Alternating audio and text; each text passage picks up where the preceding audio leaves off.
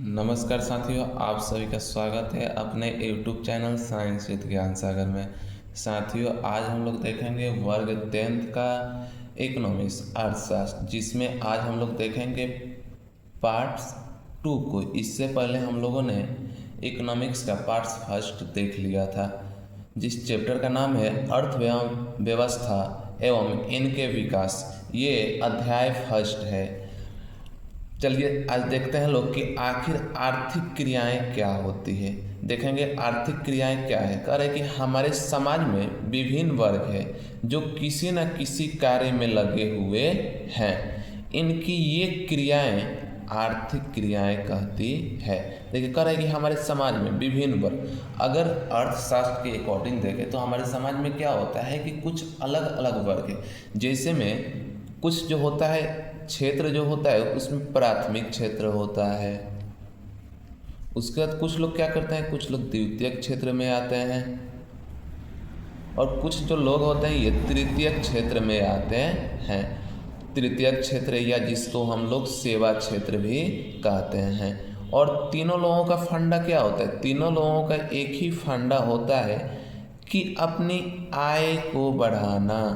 अब ये अपने आय को बढ़ाएं, इसके लिए ये क्या करते हैं, ये लोग कार्य करते हैं। अब ये लोग कार्य को क्या करेंगे, जितने अच्छे तरीके से करेंगे उतने ज़्यादा इनके आय में वृद्धि होगी। अब ये सभी लोग क्या कर रहे हैं, कार्य किसी न किसी कार्य में, यानी कि अब ये लोग क्या कर रहे हैं, या तो प्राथमिक कार्य कर रहे हैं, या द्वितीयक कार्य कर रहे हैं, या तृतीयक कार्य कर रहे हैं। इसमें ये लगे हुए हैं, और यही जो इनकी क्रियाएं होती है उसको हम लोग क्या कहते हैं, आर्थिक क्रियाएं कहते हैं। ये जो क्वेश्चन है इसको बिहार बोर्ड साथियों बार बार पूछता है, इसको ध्यान रखना है। दूसरा करे कि आर्थिक मूल्य क्या है।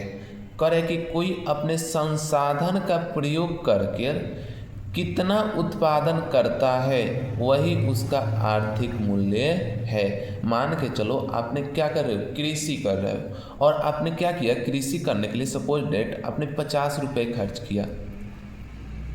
जब आपने 50 रुपये कृषि करने के लिए आपने खर्च किया, और इस 50 रुपये की लागत से जब आपने क्या किया, 70 रुपया का फसल उपजाया, तो आपको क्या हुआ, 20 रुपया का लाभ हुआ। 20 रुपये आपने लाभ कमाया। और यही जो लाभ होता है, जो उत्पादन से आपको लाभ होता है, वही आपका क्या होता है, आर्थिक मूल्य होता है। अब देखेंगे साथियों कि आखिर अर्थव्यवस्था को कितने वर्गों में बांटा गया है। तो कह रहा है कि अर्थव्यवस्था को कितने वर्गों में बांटा गया है। अर्थव्यवस्था 3 प्रकार का होता है, या अर्थव्यवस्था को 3 वर्गों में विभाजित किया गया है। फर्स्ट क्या होता है, फर्स्ट जो होता है पूंजीवादी अर्थव्यवस्था होता है। दूसरा जो होता है समाजवादी अर्थव्यवस्था होता है। और तीसरा जो होता है मिश्रित अर्थव्यवस्था होता है। चलिए देखते हैं, अब एक एक करके इसके बारे में समझने का प्रयास करेंगे। सबसे पहले देखेंगे पूंजीवादी अर्थव्यवस्था क्या होता है।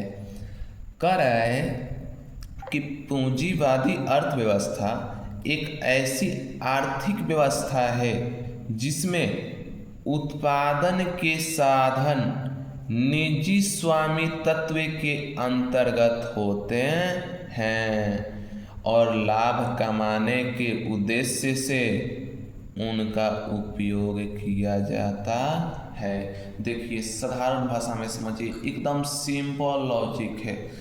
पूंजीवादी अर्थव्यवस्था, इसमें क्या होगा, ये जो अर्थव्यवस्था होगा इसमें जो उत्पादन यानी कि किसी चीज़ को आप उत्पादित, यानी कि मान के चलो आपको कृषि करना है, तो कृषि करना है तो उसके लिए आपको क्या चाहिए, संसाधन, यानी कि आपको पूंजी चाहिए, आपको हल चाहिए, आपको पटाने के लिए पानी की आवश्यकता पड़ेगा, बीज चाहिए, खाद चाहिए। तो ये सब कौन देता है, ये सब मार्केट यानी कि स्वामित्व, यानी कि ये कोई समाज का एक व्यक्ति हो सकता है जो क्या करता है, ये प्रदान करता है।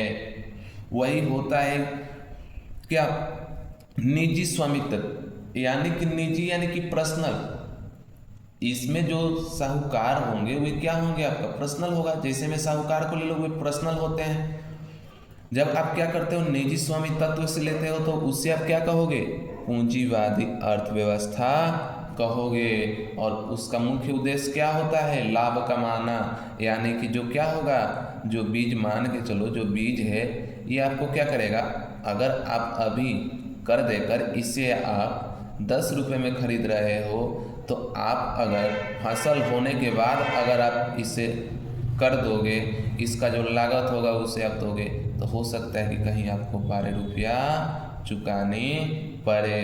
क्यों, क्योंकि आप क्या कर रहे हैं, आप कुछ समय के लिए कर को ले रहे हैं। जब आप कुछ समय के लिए कर के लेते हैं तो उस कर पर क्या लग जाता है, तो उस कर पे आपको टैक्स देनी पड़ती है। और ये हो सकता है कि टैक्स आपको क्या कर देना पड़े, लागत से भी ज़्यादा देनी पड़ सकती है। क्यों, क्योंकि इसका मालिक क्या है, इसका जो मालिक है वह निजी स्वामी तत्व है।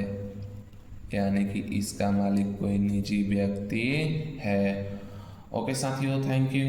मिलते हैं नेक्स्ट लेक्चर में। अभी के लिए धन्यवाद। अगर वीडियो अच्छी लगे तो वीडियो को लाइक करें, सब्सक्राइब करें और बेल आइकन को ऑन कर लें कि आने वाली मेरी सभी वीडियो आप तक बहुत जल्द पहुँचे।